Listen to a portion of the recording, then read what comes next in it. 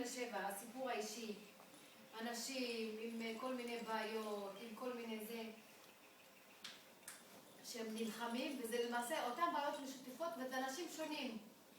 זה נפצע במלחמה, זאת נולדה ככה, זאת ככה, וכולם אותה מטרה. להצליח. אנשים בלי רגליים, לא מאבדים תקווה. אנשים בלי ראייה. אפילו היה השבוע לחיילת שרצו, שהכניסו אותה לצבא, והיא נלחמה שתיכנס לצבא. טוב, מה אני חושבת לשאול לאכול פה? זהו. מספיק, מה אתה יכול? כן, אני סוגרת. תראה, איזה ילד, איזה תגובה. איזה תגובה. ברור.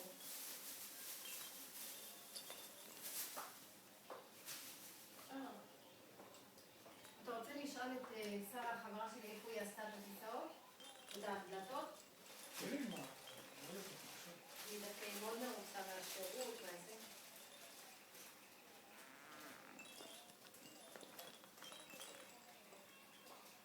בעיה?